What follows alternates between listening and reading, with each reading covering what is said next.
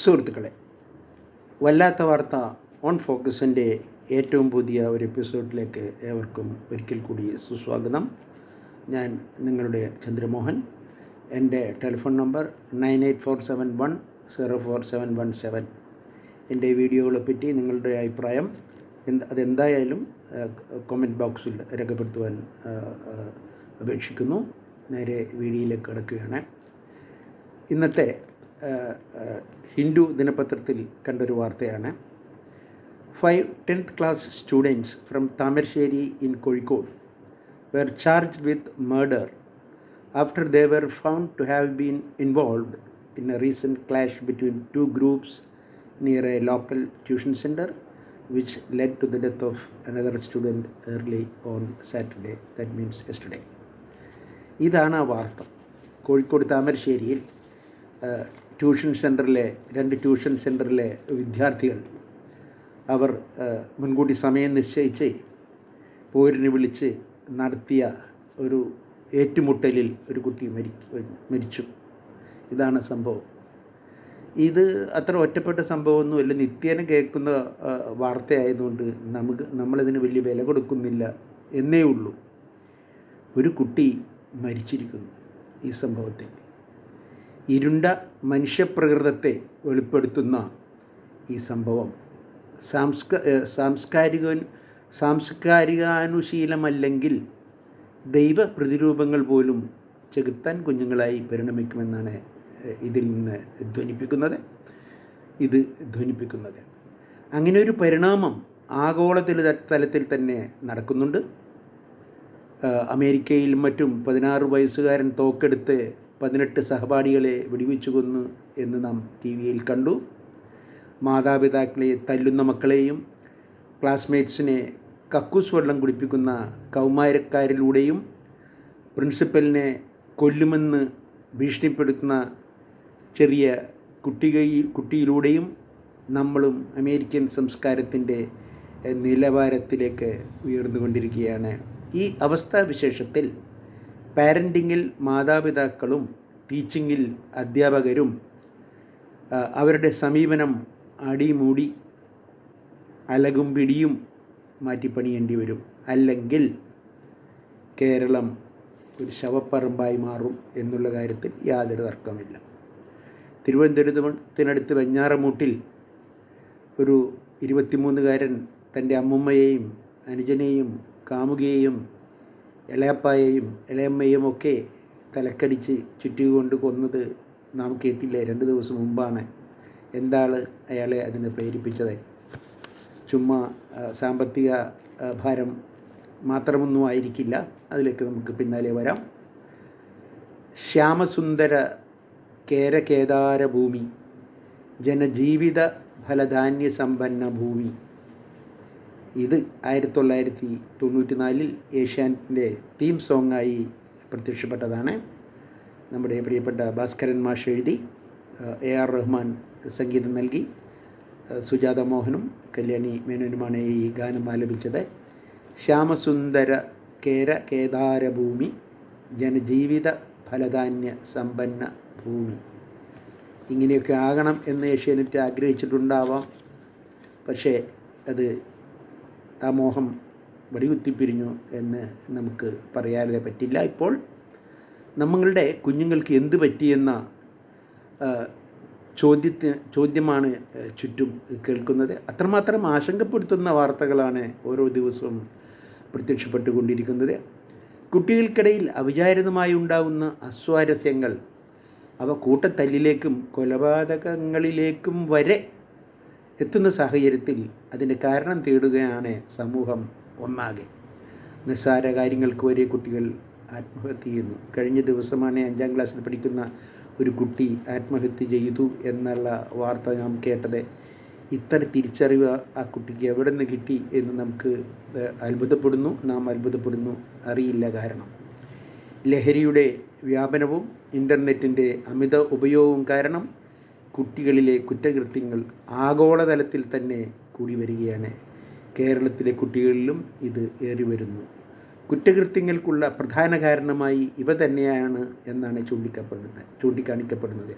അതേസമയം നമ്മുടെ കുട്ടികളെ നേർവഴിക്ക് നടത്തുന്നതിൽ രക്ഷിതാക്കൾക്കും അധ്യാപകർക്കും സമൂഹത്തിനൊന്നാകെയുമുള്ള ഉത്തരവാദിത്തം എന്തെന്ന അന്വേഷണവും ഈ അവസരത്തിൽ വളരെ ഉചിതമായിരിക്കും. ലഹരിയുടെ ലഭ്യതയും ഉപയോഗവും കേരളത്തിൽ വ്യാപകമാണെന്നിരിക്കെ കുട്ടികളും ഇതിൽ കണ്ണികളാക്കപ്പെടുന്നു എന്നുള്ളതിൽ സംശയമില്ല. സ്കൂൾ പരിസരങ്ങളിൽ സുലഭമായി കിട്ടുന്ന ഉന്നത രാസലഹരി വസ്തുക്കളെ പിടികൂടാൻ വലിയ കാര്യമായ ശ്രമങ്ങളൊന്നും നടത്താറില്ല. എന്നാൽ കഴിഞ്ഞ 9 ദിവസം സംസ്ഥാനത്ത് ഡി-ഹണ്ട് എന്ന പേരിൽ നടന്ന ലഹരി വേട്ടയിൽ മാത്രം 2782 കേസുകളായാണ് രജിസ്റ്റർ ചെയ്യപ്പെട്ടത് എന്ന് പത്രത്തിൽ വായിച്ചു.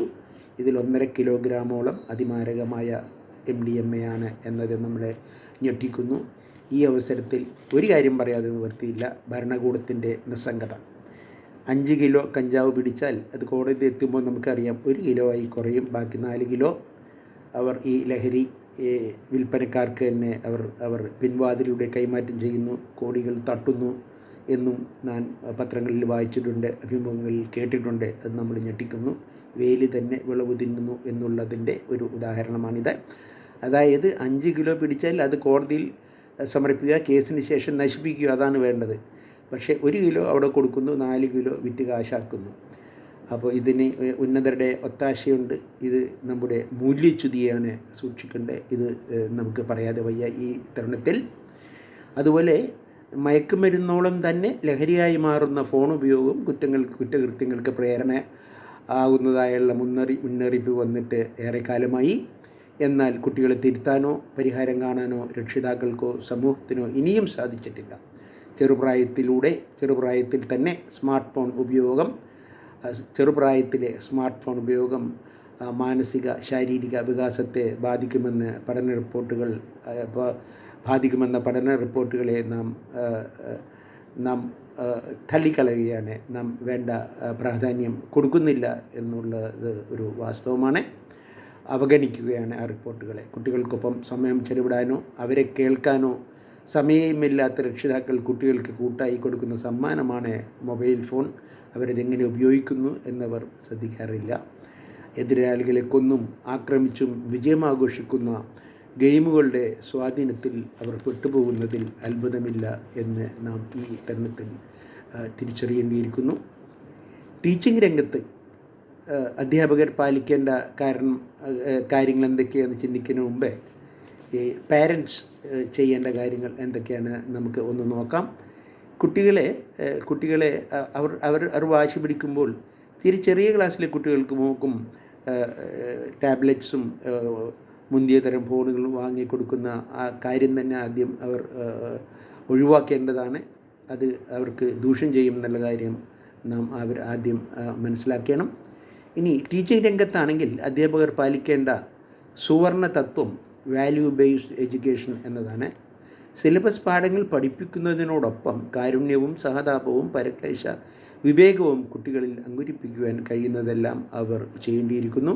നന്മ നിറഞ്ഞ വ്യക്തിത്വത്തിൻ്റെ മാതൃകകളാൻ അധ്യാപകർ പരമാവധി ശ്രമിക്കുകയും വേണം. അതിനായി രക്ഷിതാക്കളും സമൂഹവും ചെയ്യേണ്ടത് അതിനായി സമൂഹവും രക്ഷിതാക്കളും ധാരാളം കാര്യങ്ങൾ ചെയ്യേണ്ടതായുണ്ട്. വിദ്യാർത്ഥികൾക്ക് മുന്നിൽ അധ്യാപകരെ ഒരിക്കലും പേരൻസ് തള്ളിപ്പറയരുത്, അവഹേളിക്കരുത്. മതിപ്പും ആദരവും ഉൽപ്പാദിപ്പിക്കാത്ത അധ്യാപകർ പകരുന്ന വിദ്യ വിദ്യാർത്ഥികൾക്ക് ഒരിക്കലും ഉപകരിക്കില്ലെന്നും അറിയുക. സ്നേഹം, കാരുണ്യം, അപരപരിഗണന, ദയ തുടങ്ങിയ മനുഷ്യഗുണങ്ങളുള്ള വ്യക്തികളെ ആയി മക്കളെ വളർത്തലാണ് യഥാർത്ഥ പാരൻറ്റിംഗ് എന്ന് മാതാപിതാക്കൾ തിരിച്ചറിയേണ്ട കാലം അതിക്രമിച്ചിരിക്കുന്നു. Frontiers in psychology, NIH, CEDAR എന്നീ സ്ഥാപനങ്ങൾ നടത്തിയ പാരൻറ്റിംഗ് ഗവേഷണത്തിൽ നിന്ന് ഉരുത്തിരിഞ്ഞ ചില പാഠങ്ങളും അതിൻ്റെ അടിസ്ഥാനവും നമുക്കൊന്ന് ഓടിച്ചു നോക്കാം. അമിത സംരക്ഷണവും അമിത ലാളനയും ഒഴിവാക്കുക. എല്ലാ കാര്യത്തിലും താങ്ങിക്കൊടുക്കുന്നത് കുട്ടികളെ പരാശ്രയ ജീവികളാക്കി മാറ്റും. ലോകം മുഴുവൻ തങ്ങളെ സേവിക്കുവാനുള്ളതാണ് എന്ന തെറ്റിദ്ധാരണയും അവരിൽ വളർത്തും. ഇങ്ങനെയുള്ള കുട്ടികളാണ് തൊട്ടാവാടികളും സ്വാർത്ഥമതികളും വിളികൾ നേരിടാൻ പ്രാപ്തിയില്ലാത്തവരുമായി വന്ന് അവസാനം ആത്മഹത്യയിൽ അഭയം തേടുന്നത്. ശരിയും തെറ്റിയും നിർണയിച്ചു കൊടുത്ത് കുട്ടികളെ ഉത്തരവാദിത്വ ബോധമുള്ളവരാക്കുക. സ്വന്തം മക്കൾ ചെയ്യുന്നതെല്ലാം ശരിയെന്ന നിലപാട് ഒരിക്കലും സ്വീകരിക്കാതിരിക്കുക. സഹജീവി സ്വീകരിക്കരുത്. കുടുംബവും സഹജീവികളും സമൂഹവും കുട്ടികളിൽ നിന്ന് പ്രതീക്ഷിക്കുന്നത് എന്തൊക്കെയാണ് എന്ന് അവരെ ബോധ്യപ്പെടുത്തിക്കൊണ്ടിരിക്കണം.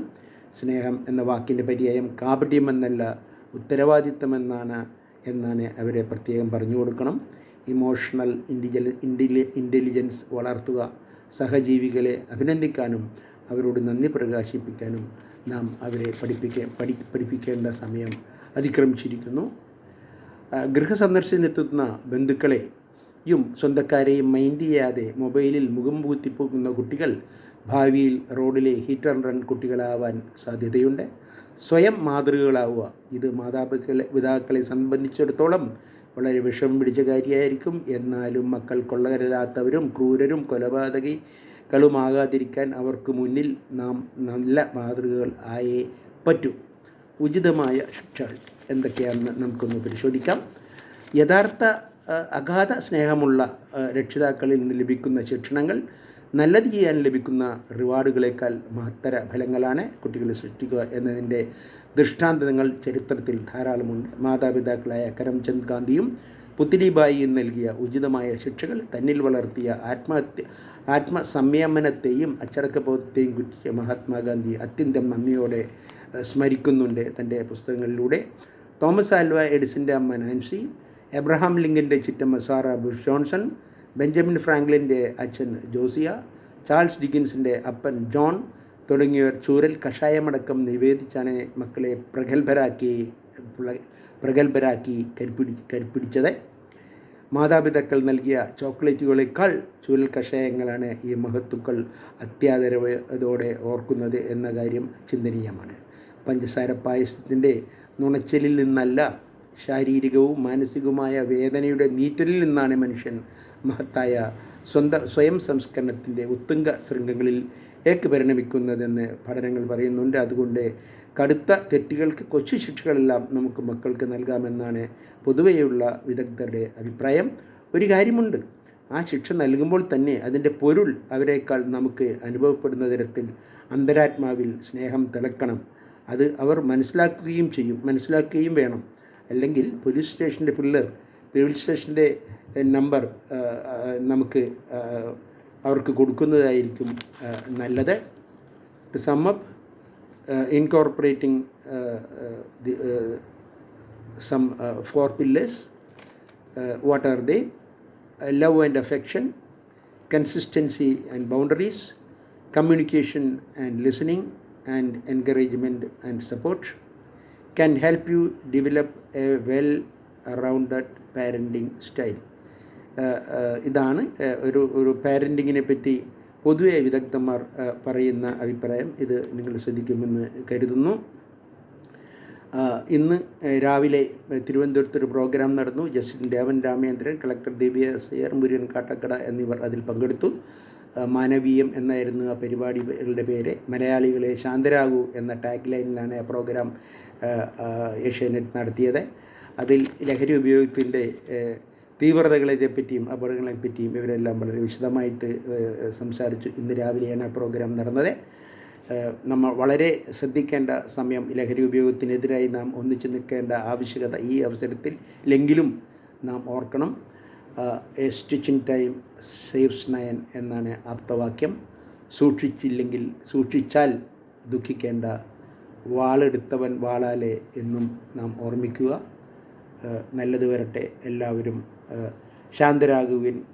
നല്ല പൗരന്മാരായി വളരുവാൻ നമുക്ക് നമ്മുടെ മക്കളെ പ്രാപ്തരാക്കാം. അതിനുവേണ്ടി പ്രാർത്ഥിക്കാം, പ്രയത്നിക്കാം. Thank you.